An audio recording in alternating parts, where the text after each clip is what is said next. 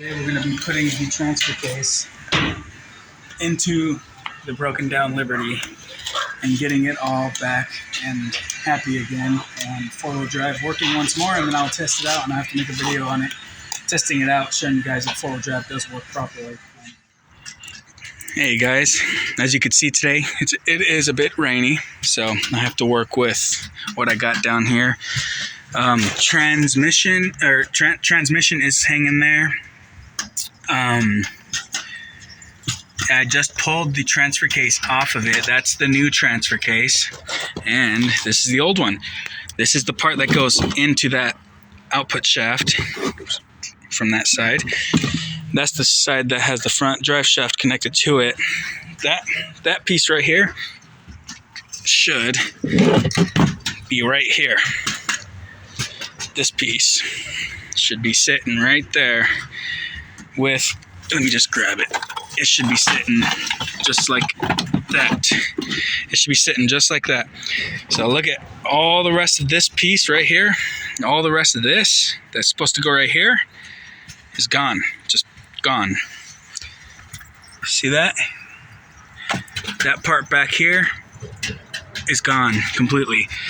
So if you see that, the front drive shaft part, this part goes into the output shaft on the tranny extension housing. And then this part has the shaft for the rear drive shaft that comes into it right here and spins. Now I'll show you that right now. So all of this is gone, including the drive shaft. That's gone too. All we got left is, out of those pieces, is these two right here, and then this end over here, because this whole spot right here is gone. That just blew up out of existence, gone. So here is the new transfer case, all good to go. I'm gonna bolt it right up. I am missing this shift linkage part right here, the bushing that goes onto there. I'm missing that. That's what I'm on the hunt for. It goes right inside of that circle right over there. It goes right inside of that little circle right there, that thing, and then that clips right onto here, so it can move it forward and back. So that's what I'm hunting down, and the extension shaft, the extension housing seal right up there on the tranny.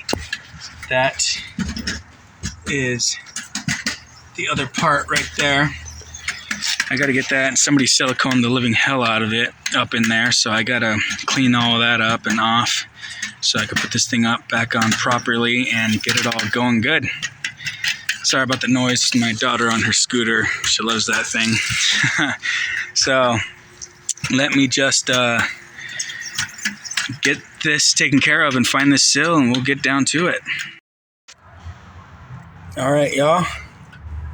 This is the silicone. I just cleaned it off the best that I could. And whoever did this last, man, they sure did do a big mess of silicone throughout this whole thing. I already took out the seal. I just tapped the new one in. I just used a hammer and just slowly went around each corner. It slipped in nice and easily. Well, not that easy. I really had to do some tapping for about a good 5 minutes, but it did go in nice and evenly. Made sure to clean the inside, make sure it was clean of tranny fluid before I threw the new seal in. And then I scraped this out the best I could with the razor blade.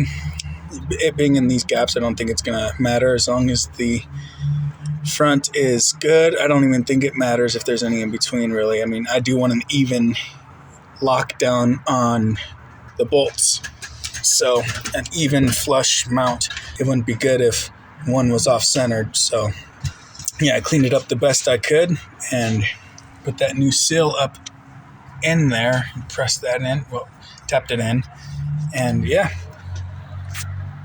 again, the old transfer case. This was the part, that part slips into right there. Let me see if I can brighten it up. There's a hole right here. That output shaft slides inside of there. This shaft right here slides right inside of there. test it? I don't know if you want to. Just make sure it's tight, that's all. I don't want to over tighten. You're all good. That's good. There. All right. Transfer case is in. Just got to tighten her down.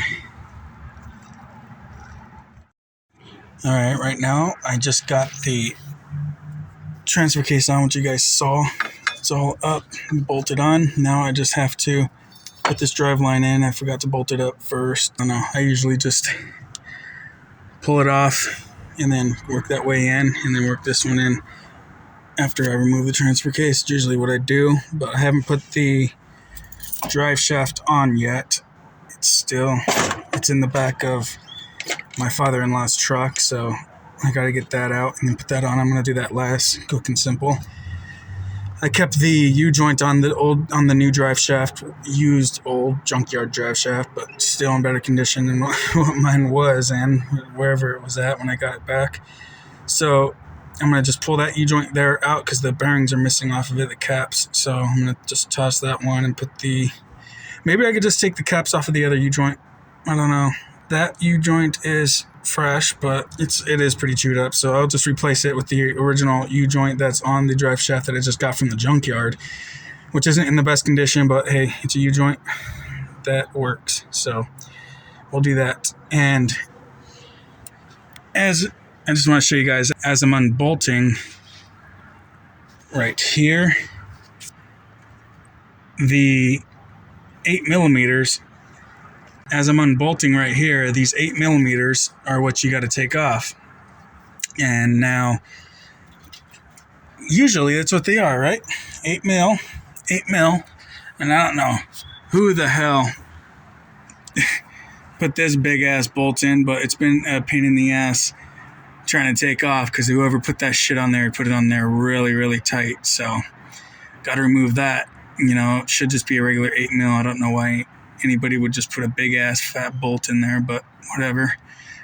As long as it works, I guess. Don't look pretty though, but I'm just going to go to the junkyard and pull another 8 mil and replace it. That's if whoever did this didn't drill it out and put it for a bigger size, which I have a feeling they probably did, so I'm going to have to mark it. Or won't even have to mark it, actually. It's just going to be noticeable how big the damn thing is if it is drilled out. So, yeah, that's what I'm working on right now, and I'll get back to you guys as soon as I am done here.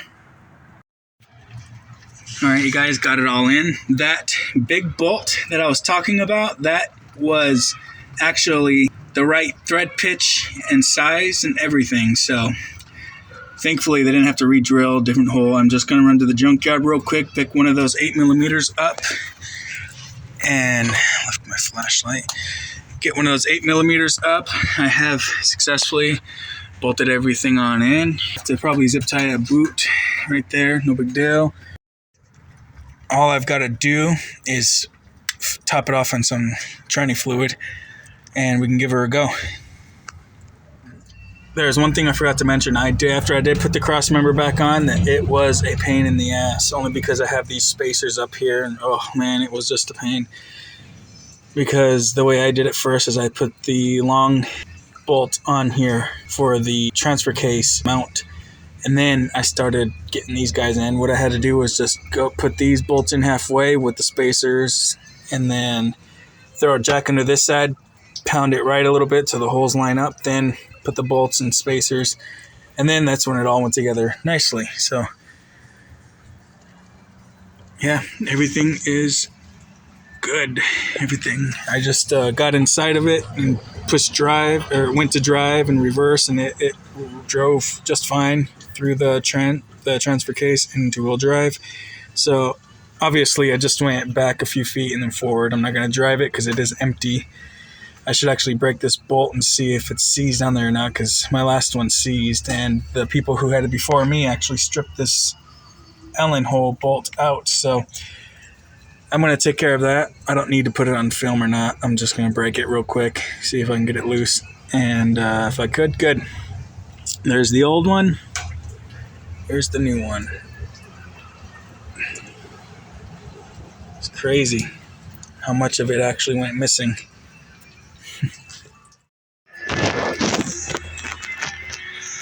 Good, all complete.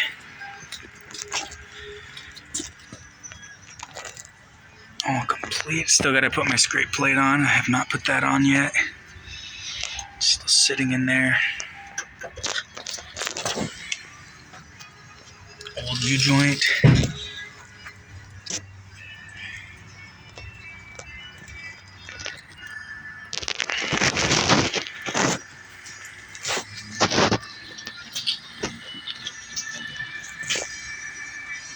All complete.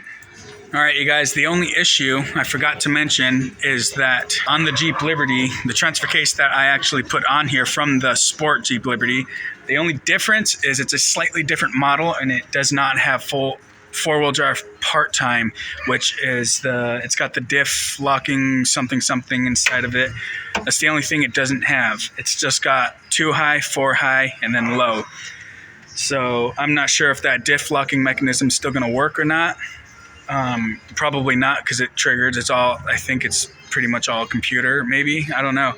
But the rear axle has that, but the transfer case does not. So no big deal.